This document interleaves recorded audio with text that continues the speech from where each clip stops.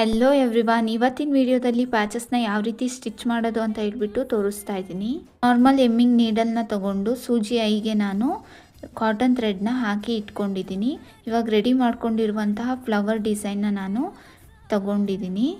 Flower design ಮಿಡಲಲ್ಲಿ ನಾನು ಬೀಡ್ಸ್ನ gum paste ಮಾಡಿದ್ದೀನಿ.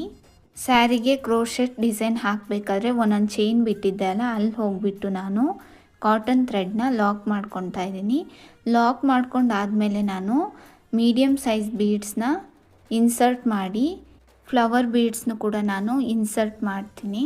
Flower ಬೀಡ್ಸ್ನ insert ಮಾಡಿ ಬೀಡ್ ಒಳಗೆ ಸೂಜಿನ ಹಾಕಿಬಿಟ್ಟು ನಂತರ ನಾನು ಕ್ರೋಶೆಟ್ ಚೈನ್ ಹಾಕಿದ್ನಲ್ಲ ಅದರೊಳಗಿಂದ ಸೂಜಿನ ತೊಗೊಂಡು ಬಂದು ಮತ್ತೆ ಬೀಡ್ಸ್ ಒಳಗೆ ಸೂಜಿನ ಹಾಕಿ ಥ್ರೆಡ್ನ ತೊಗೊಂಡು ಬಂದು ಫ್ಲವರ್ ಡಿಸೈನ್ ಒಳಗೆ ಸೂಜಿನ ಹಾಕಿ ಮತ್ತು ನಾನು ಬೀಡ್ಸ್ ಒಳಗೆ ಸೂಜಿನ ಹಾಕಿಬಿಟ್ಟು ನಾನು ಲಾಕ್ ಮಾಡ್ಕೊತಾ ಇದ್ದೀನಿ. ನೀವು ಈ ಥರ ಬೇಕಿದ್ರೆ 3 to 4 ಟೈಮ್ಸ್ ಬೇಕಿದ್ರೂ ಲಾಕ್ ಮಾಡ್ಕೊಬೋದು. ನಿಮಗೆ ಎಷ್ಟು ಟೈಟ್ ಬೇಕು ಅನಿಸುತ್ತೆ ಅಷ್ಟು ಲಾಕ್ ಮಾಡ್ಕೊಳ್ಳಿ.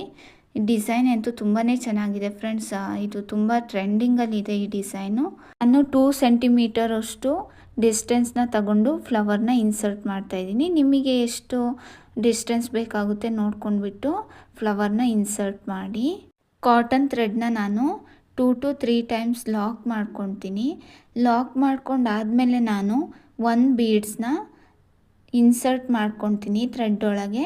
ಇವಾಗ ನಾನು ರೆಡಿ ಮಾಡ್ಕೊಂಡಿರುವ ಪ್ಯಾಚಸ್ ಫ್ಲವರ್ ಡಿಸೈನ್ನ ಇನ್ಸರ್ಟ್ ಮಾಡ್ಕೊತಾ ಇದ್ದೀನಿ. ನಾನು ಯಾವ ರೀತಿ ಇನ್ಸರ್ಟ್ ಮಾಡ್ಕೊತಾ ಇದ್ದೀನಿ ಅದೇ ರೀತಿ ನೀವು ಇನ್ಸರ್ಟ್ ಮಾಡ್ಕೊಳ್ಳಿ.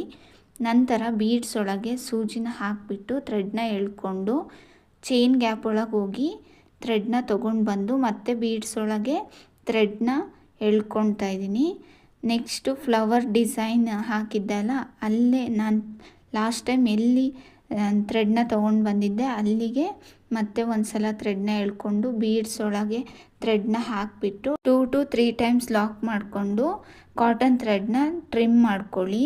ಈ ಡಿಸೈನಿಂದು ಫುಲ್ ವಿಡಿಯೋ ನಾನು ಯೂಟ್ಯೂಬ್ ಚಾನಲಲ್ಲಿ ಅಪ್ಲೋಡ್ ಮಾಡಿದ್ದೀನಿ, ಬೇಕಾದರೆ ಚೆಕ್ ಮಾಡ್ಕೊಳ್ಳಿ. ಡಿಸೈನ್ ಯಾವ ರೀತಿ ಬಂದಿದೆ ಅಂತ ಹೇಳಿಬಿಟ್ಟು ನನಗೆ ಕಮೆಂಟ್ ಬಾಕ್ಸಲ್ಲಿ ತಿಳಿಸಿ. ಇದೇ ಥರ ವೀಡಿಯೋಸ್ಗಳಿಗಾಗಿ ನನ್ನ ಚಾನಲ್ನ ಸಬ್ಸ್ಕ್ರೈಬ್ ಮಾಡ್ಕೊಳ್ಳಿ. Thank you for watching.